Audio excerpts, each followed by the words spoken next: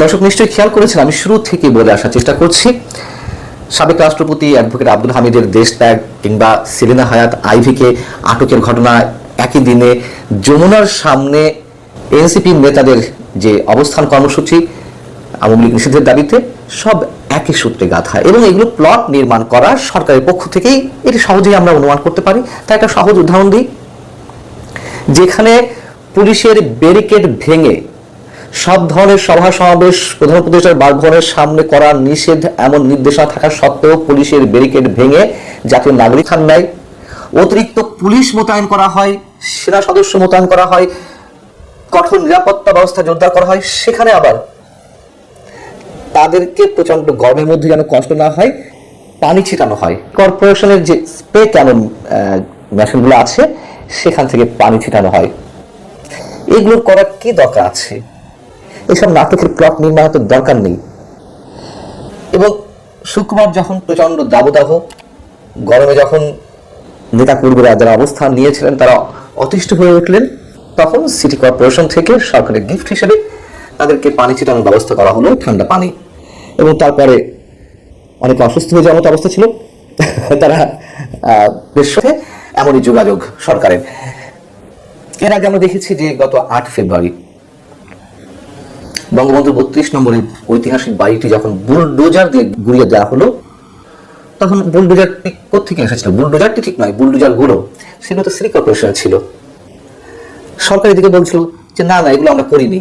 যখন মানুষ প্রশ্ন করা শুরু করলো যে মব সৃষ্টি করে এইভাবে একটা ঐতিহাসিক স্থাপনা ভাঙা হলো, এরকম উন্মাদনা তৈরি করা হলো, আর সরকার নির্বাক চুপচাপ রইল, আইন শৃঙ্খলা রক্ষাকারী বাহিনীর সদস্য এতটুকু ঠেকালো না, বাধা সৃষ্টি করলো না। বাধা সৃষ্টি করবে কি? সরকারের নির্দেশে সিটি কর্পোরেশনের গাড়িগুলো বা বুলডোজার গুলো এসেছিল বঙ্গবন্ধুর বাড়ি ভাঙতে। একটা বিষয় খুব মিল খুঁজে পাই। গণজাগরণ মঞ্চে যখন স্বতঃস্ফূর্তভাবে সৃষ্টি হয়েছিল কাদের মোল্লা বিচারের দাবিতে, ফাঁসির দাবিতে, সরকার এটিকে ব্যবহার করেছিল, আওয়ামী লীগ সরকার। মনে আছে নিশ্চয়ই, প্রতিদিন হাজার হাজার প্যাকেট বিরিয়ানি যেত সেখানে। ঠিক একইভাবে সিটি কর্পোরেশন থেকে সেখানে পাবলিক টয়লেটের ব্যবস্থা করে দেওয়া হয়েছিল, অনেকগুলো পাবলিক টয়লেট। খাবার দাবারের কোনো অভাব ছিল না। আমি আবার বলছি, গণজাগরণ মঞ্চটি স্বতঃস্ফূর্তভাবে তৈরি হয়েছিল, থেকে আওয়ামী লীগ ক্যাশ করতে চেয়েছিল। এবং সেই শাহবাগ, সেখানে আবার বর্তমান সময়ের এনসিপির নেতাকর্মীরা অবস্থান নিয়েছে, শাহবাগ অবরোধ করেছে আওয়ামী লীগ নিষিদ্ধের দাবিতে। এবং আমরা দেখলাম যে এসব প্লট নির্মাণ করে একটা পর্যায়ে প্রধান উপদেষ্টা প্রেস উইং থেকে একটি বিবৃতি দেওয়া হলো গণমাধ্যমে। প্রধান উপদেষ্টা প্রেস উইং মানে তো প্রধান উপদেষ্টাই দিয়েছেন। সেখানে কি বলা হলো? সম্প্রতি বিভিন্ন রাজনৈতিক দল, সংগঠন ও জনগণের পক্ষ থেকে স্বৈরশাসক ও নিষিদ্ধ করার যে দাবি উঠেছে তা সরকার গুরুত্বের সঙ্গে বিবেচনা করছে। আচ্ছা, এখানে দল আছে, হয়তো সংগঠন আছে, কিন্তু জনগণটা কোথায়? যে জনগণের পক্ষ থেকে দাবি উঠেছে, এই জনগণ কারা? এবং এখানে কয়টি রাজনৈতিক দল আছে? এনসিপি, জাতীয় নাগরিক পার্টি, জামাতে ইসলামের পক্ষ থেকে সংহতি প্রকাশ করা হয়েছে, ইসলামী আন্দোলন থেকে সংহতি প্রকাশ করা হয়েছে। এইটা এখনো পর্যন্ত আর তেমন কেউ যায়নি। আবার গণ অধিকার পরিষদ একদম আলাদা জায়গায় তারা আবার দাবি জানাচ্ছে। কিন্তু আসল দলগুলো কোথায়? প্রেস উইংয়ের বিবৃতিতে এই কথাও বলা হয়েছে যে এই ব্যাপারে ইতোমধ্যে সরকার তাদের সঙ্গে আলোচনা করে দ্রুত সিদ্ধান্ত গ্রহণ করবে।